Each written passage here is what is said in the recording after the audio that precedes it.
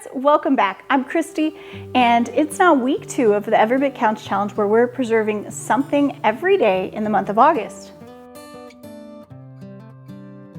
This is an excellent challenge that Three Rivers Homestead puts on every year, and there's tons of YouTubers that are involved, so just search for the hashtag Every Bit Counts and you will find lots of canning and preserving videos. I would love to hear if you are canning and preserving with us. Leave us a comment down below. Let us know what you're preserving this season, what's your favorite thing, what you'd like to see us preserve. I know several of you already have mentioned that y'all are knuckled down and ready to go, and I would love to hear your progress. So our project for day 5 is going to be carrots.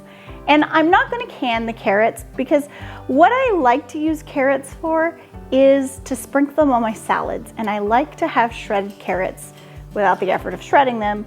Also, you can use these shredded carrots that we're about to do, and you can use them in carrot cake or anything like that, and they're really easy and convenient. But we are going to shred these carrots, we're going to blanch them, and then we're going to freeze them. So the first thing we're going to do, make sure you have nice clean carrots, and next we're going to chop the ends off. So let's get that done. Now, these ends I can save and I can use in stock, or I can also feed them to my chickens.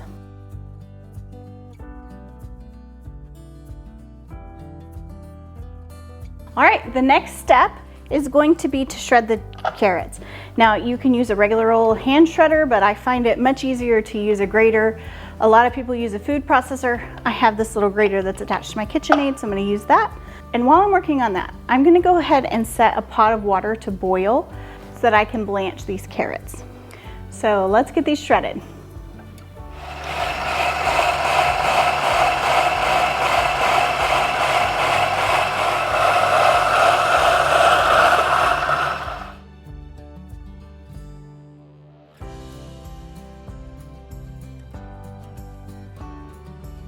All right, now I have my shredded bowl of carrots. I'm going to take it over to the boiling water and we're going to blanch them.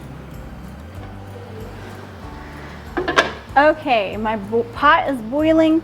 I'm just going to pour these in. Now, you probably don't want to put more than about 6 cups in a big pot like that. Use your pot as a gauge. In a smaller pot, the less you're going to put in. But I'm going to pour these in, and I'm going to blanch them for about 5 minutes. In the meantime, I'm going to go ahead and rinse this bowl out and fill it with ice water. All right, now we are going to very carefully dump our shreds in the strainer.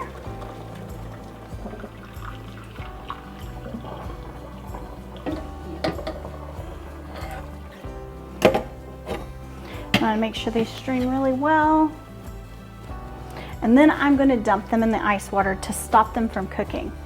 Now, the reason that we do blanching with these, it stops enzyme growth. It kills the enzymes. So any residual bacteria that might be on there, it kills.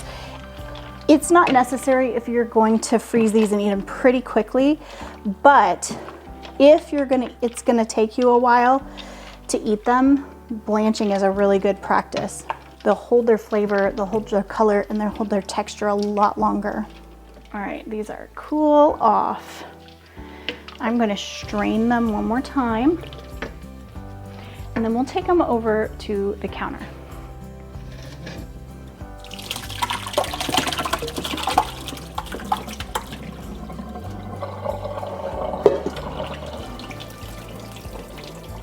All right, now we want to dry out the carrots, and I find it a lot easier instead of using teeny tiny little kitchen towels to use just a bath towel. They're more absorbent and they're bigger. So I'm just going to dump these carrots on a clean bath towel, and I'm going to kind of just pat them around and absorb that water.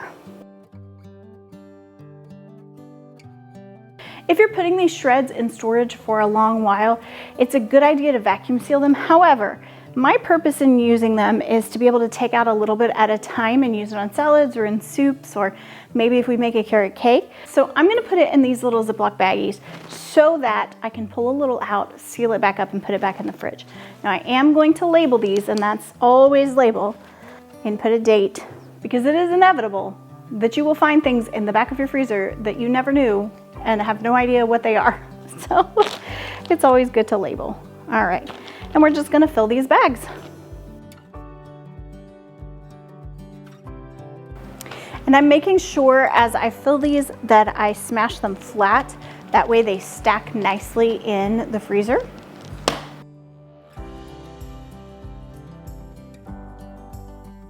All right, now we have 3 freezer bags full of carrots. Ready to go.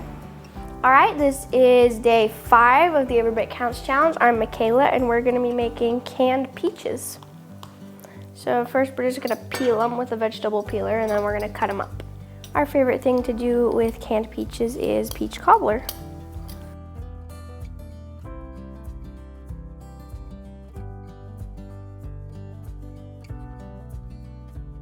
All right, so now we're just gonna cut our peaches to the pit, like that. Then we're gonna pull our pit out and we're gonna save it to make peach jelly later. Miss Larita gave us the peach pit jelly recipe down in the comments, so we are going to try it this year.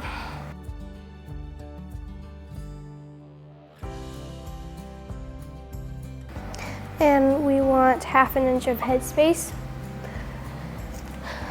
So we will look with our little measuring tool, and we can fit a few more pieces in there.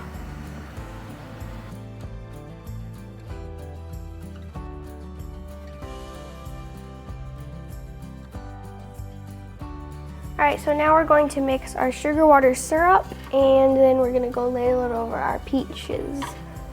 So we need 5 cups of water.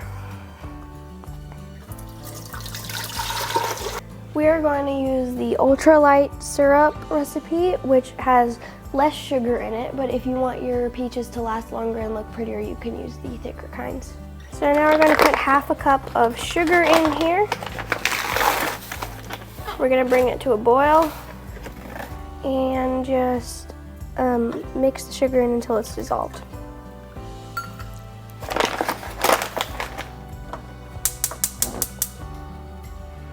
All right, so our syrup is done, and we're going to pour these in here with a 1/2 inch headspace, and then we're going to poke out the bubbles.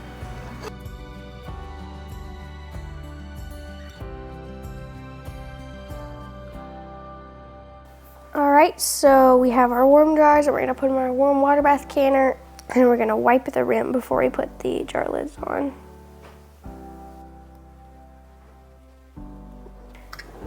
I'm going to put the lids on finger tight, and then just a bit more.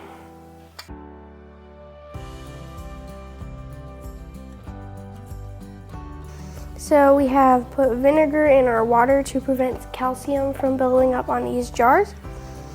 And the processing time on these is 30 minutes. And once these are in, you want to cover the top with warm water, top of the jars.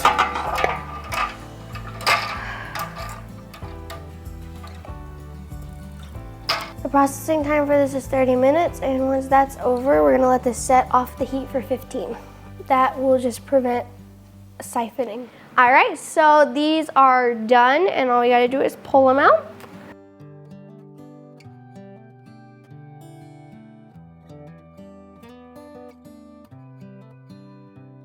All right, that was super easy and fun, and we'll see you in the next project. Thanks for joining. I'm Taylor, this is day 6, and today we're going to be making applesauce. So to make this, we're going to need to get these apples in the crock pot and get them cut up. And because we're putting them in with skins on them, you're going to have to wash them really well. So we're just going to take these and start cutting them.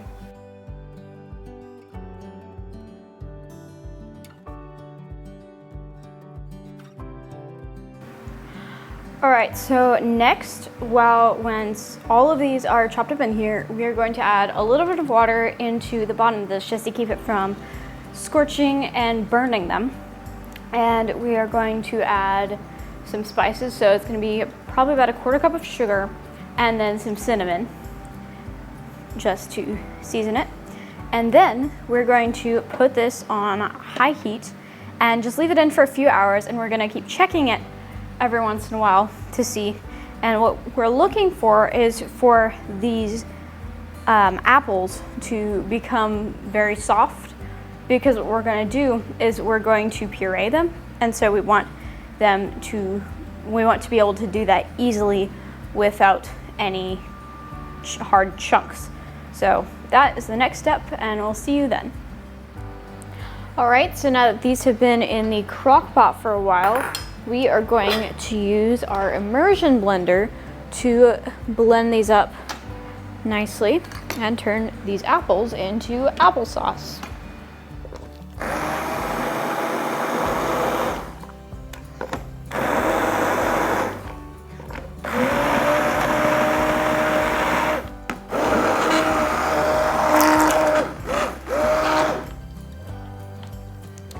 All right, now that that is done, we can start dishing this out.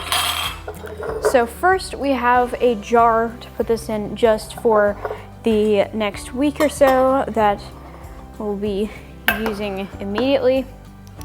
And I'm just gonna start spooning this in. And after that, we have some more super cubes. These are not the 2-cup soup serving size molds. These are 1 cup and 1/2 cup serving sizes, so in smaller portions, that we're going to freeze and preserve that way.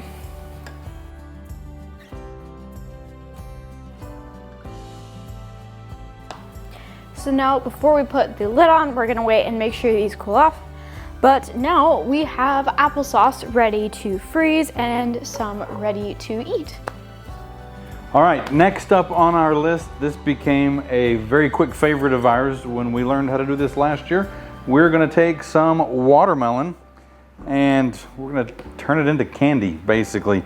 We're gonna use the dehydrator for this. If you don't have a dehydrator, it is possible to dehydrate things in the oven. I would not use our oven in Oklahoma in the summer to turn on, but the ovens usually won't go low enough to dehydrate unless you prop the door open, and boy, it's too hot for that. But if you have access to a dehydrator, this is a super simple method for dehydrating watermelon. It turns into strips that resemble like beef jerky or something, but it's almost like fruit roll-ups. Once the moisture dehydrates out and all the natural sweetness is left behind, it is a super sweet, yummy, sugary treat, but we don't add anything to it. It's just watermelon. So what we're gonna do is start by just cutting our watermelon in half, kind of around the belly, I guess. And this is just to make it easier for us to slice it and work with it. I'm gonna set 1/2 to the side, and I'm just going to peel away the rind just enough. We don't want to lose the meat, but we want the white rind all gone because there's no yummy flavor in that stuff.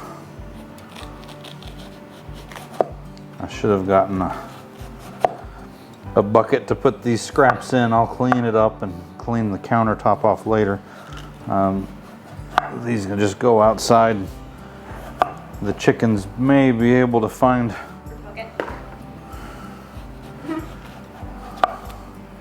ask and you shall receive. Apparently we have a fruit bucket already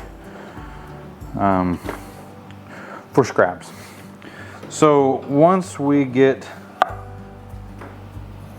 all of the rind cut away, what we're going to want to do next is just start slicing this like you're slicing bread. We want them around 1/2 inch, maybe 3/4 of an inch thick. If you can do it thicker, it doesn't matter, except it takes a lot longer to dehydrate. When we learned and practiced this last year, if we can keep it definitely less than an inch, 1/2 inch, like I said, maybe a little bigger, then it should take around 12 hours, maybe a little longer, for it to dehydrate. Again, if you cut it thicker, you'll end up with thicker, gummier, chewier pieces, but also it takes a lot longer. So depending on how many things you have going on, you can do it thicker on purpose. Okay, and now I'm just going to go the other way. And what this is going to do is leave us with a bunch of just long, thin strips. We're going to lay these out on our dehydrating mat. Now, it's best to do with a seedless watermelon because then you don't have to worry about the seeds. If you have a seed watermelon, you can you can take the time to pick all the seeds out if you want to, but that takes a lot of time. There are some ways when you're cutting it to be a little more careful with the seeds, but if you don't get them all, it doesn't matter. The watermelon is going to shrivel away from the seeds, and then they'll be really easy to pick out. So the ones that are sitting right on the edge, easy to grab, I go ahead and grab just because I already have my scrap pile here. The rest I don't worry about. The little white seeds are fine. They're edible. They're not going to cause any problems. Don't worry about them. But this is all we do, is just cut everything up and lay our pieces out. Also try to leave room in between your pieces of watermelon so the air circulating around them will have room to flow, and then it'll dehydrate faster and more evenly.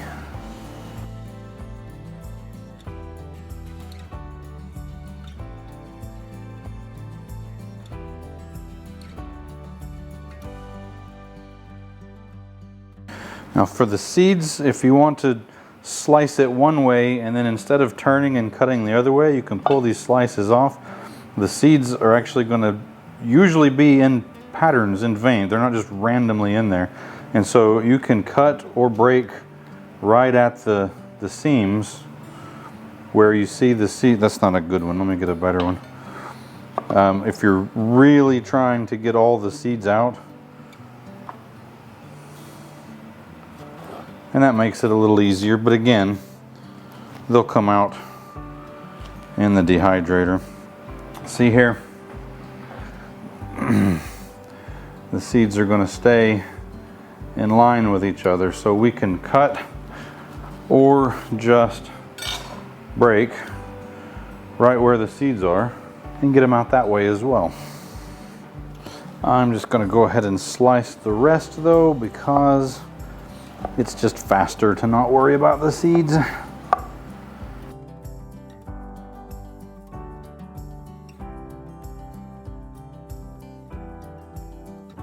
All right, all that's left now is to get these into the dehydrator. So let's head down the hall. All right, we are going to slide these in. I've got 6 total. So what we're going to be doing is setting our dehydrator at 135 degrees, and then we're going to let it run for between 12 and 16 hours. Okay, it's about 6 p.m. I did this after I got home from work. So those are going to stay in the dehydrator all night. Tomorrow morning before work, I'll check them. If they're not quite done, the girls might have to help pull them out a little bit later, but usually about 12 to 16 hours, and then we'll show you how we package them up. All right, we are back. These things ran in the dehydrator all night. I checked them before I went to work. They weren't quite ready. They were still moist, gooey, just not dried out. And so left them in there a little bit longer. Kristy and the girls took them off. And now that I'm home, we're just going to bag these up. Simple Ziploc bags. These are not going to last us long enough. The girls love these. They'll eat them really fast. And so we don't need any long-term preservation. You could use a vacuum sealer and vacuum seal them in bags or even in jars for a little longer. But this whole watermelon, or these 6 trays, of, look how small the pieces ended up. And so I'm going to use probably 2 Ziploc bags for our haul.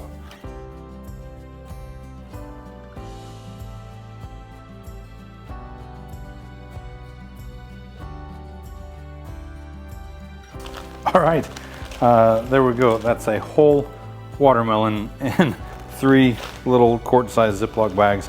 Like I said, these won't last us very long at all. The girls will snack on these and they'll be gone next week for sure. So super simple, very delicious. Thanks for watching. Let's move on to the next one. All right, our next project is gonna be canning some green beans. This is gonna be super easy and super simple.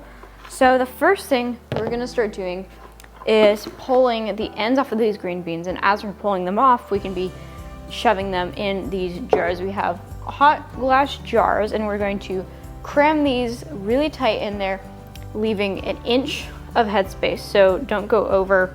It's about the rim on these jars in particular. We're gonna start putting those in there. I already have some water boiling on the stove, so when that is done boiling, we can start ladling that in, and then we'll put some salt in with them. So we're just gonna start loading these with green beans. Our scraps are just going in a bucket that we're gonna feed the chickens with.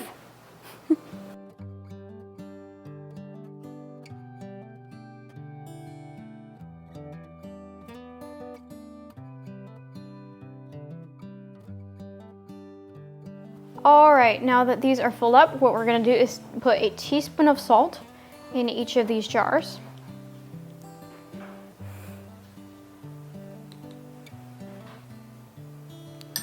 And then we're going to pour the water in.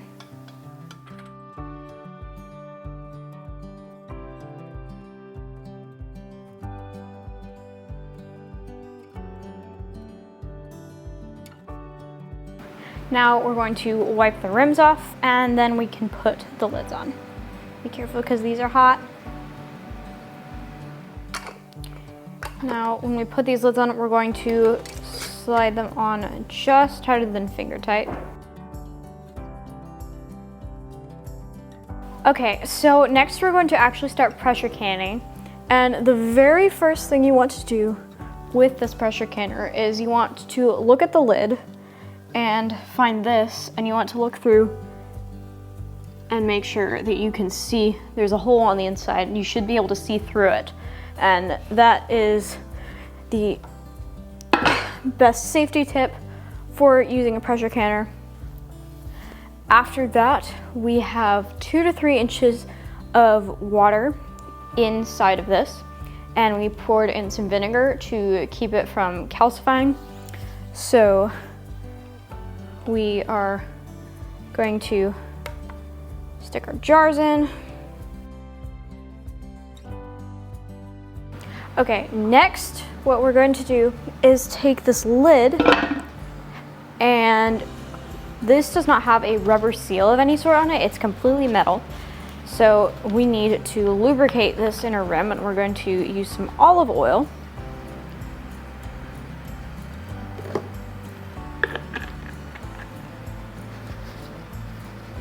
And just rub that around this edge. Now, set it on. Make sure everything's lined up. And you have these screws. So you take opposite sides out at a time, and you pull them in there and screw them part of the way down, not all the way down yet. You take opposite sides, and now after those are all gone, you go through and you can tighten them the rest of the way.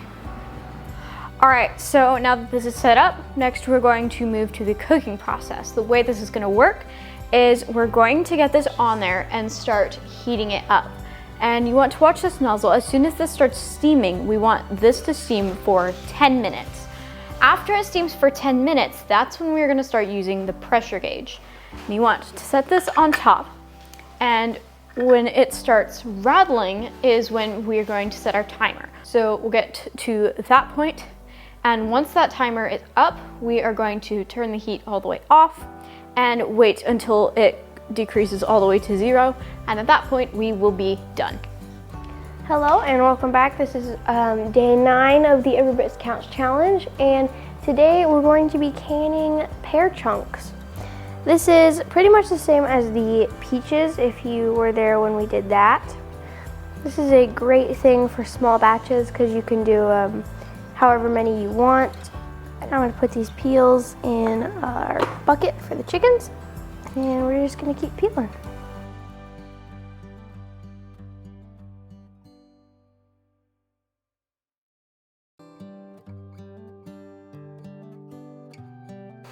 Alright, so now that these are all peeled, we're going to cut them into cubes.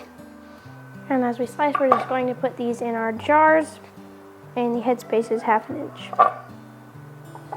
You could do big chunks, you could do little chunks. Doesn't matter, but it does need to not have the skin.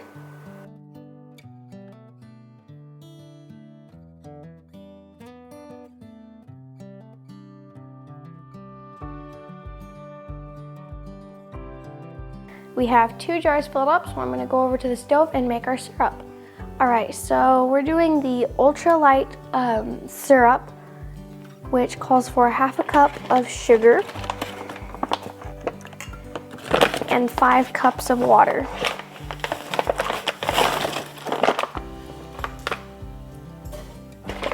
And we're going to make the sugar dissolve, and then we're going to let this boil, and then we're going to pour it into our jars.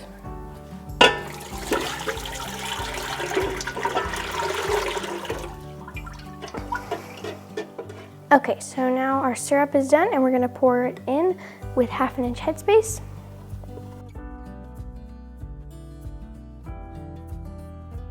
Now we're going to poke our thing around and get rid of any air bubbles. Now that the air's gone, we'll add a little more of this. And we'll do the same with this.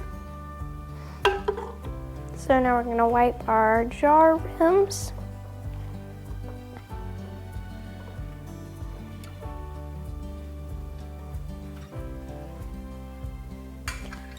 Alright, and we're going to screw these lids on finger tight and just a little bit more.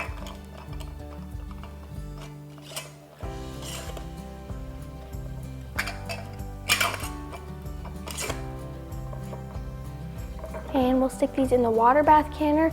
Processing time is 25 minutes, which means we'll let it boil in the water bath canner and then let it boil for 25 minutes and then take it off the heat and let it set for 15 minutes before we pull the jars out. We will submerge these jars in water, and we'll put a little vinegar in there to prevent calcification. I will see you when that's done. All right, so now we're just gonna take these out.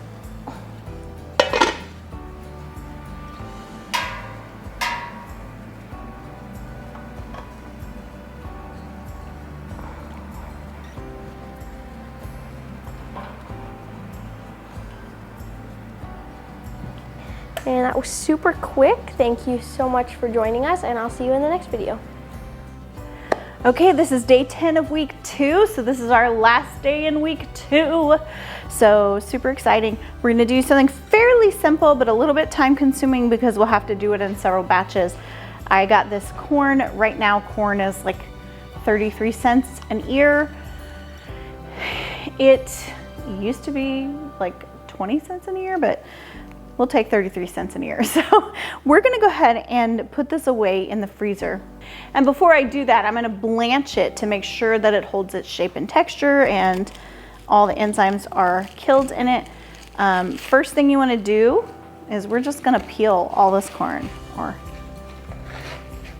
husk it, I guess. Shuck it. I don't know what the technical right word is there.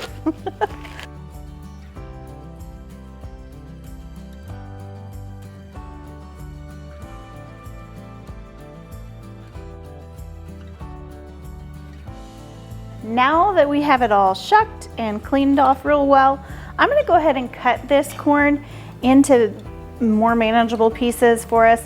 probably cut it, most of it in half, and we'll store it that way. That way, if somebody doesn't want a whole ear, they don't have to eat a whole ear.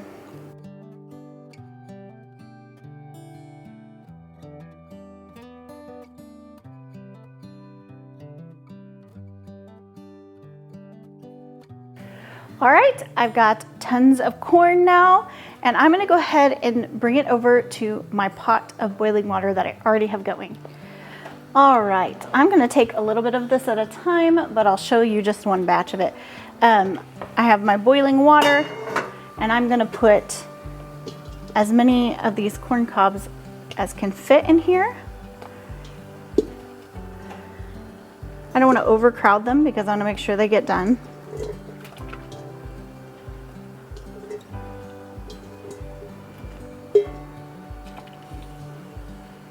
All right, that's about good. I did about 10 in here. And I'm gonna go ahead and put the lid back on, and I'm gonna boil these for about 7 minutes. And then I'll pull them out and bring them over to the sink where I'm putting them in an ice bath. All right, so we've boiled the 7 minutes. Now I'm gonna strain it.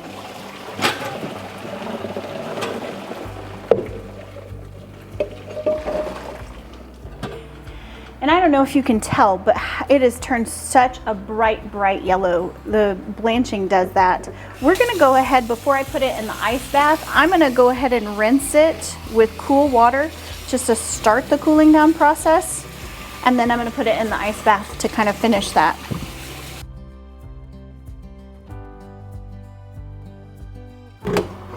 All right, so now it's in the ice bath, and I'm gonna let it set in the ice bath until it's nice and cooled off. And then I'm gonna put it on a towel over on my counter. So I've got 2 more batches of this to do, and I'll see you over there when it's all done. All right, so I've got quite a bit of corn now ready to go, blanched, and I'm gonna use my food saver bags and put this away. This will just help it last a little longer. And I'm gonna put about 4 in a bag.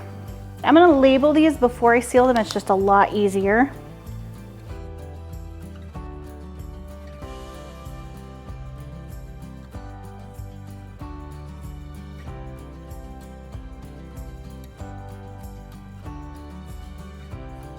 Ate 4 packs of corn, but don't go anywhere because we are gonna grab everything we've worked on so far so you can see how far we've gotten so far this month. All right, as you can see, really after 10 days, this starts to add up pretty quickly. And by the end of the month, 30 days in, I mean, we'll have a ton. Whole family has been working hard, but we've done a lot of really quick things. This is the status of my sauerkraut here. It's still got a little ways to go. And my fermented onions also have a little ways to go. We've got the corn we did, the green beans that Taylor canned, and the pears and peaches that Makayla canned, and the jelly that Makayla did, applesauce, shredded carrots, watermelon. So we've got a really good start to our pantry this year. And we've got some more stuff coming up next week as we continue on our journey. So thank y'all so much for joining us. Leave a comment down below. Let us know what you're working on. We always love hearing from you. Y'all have a wonderful day.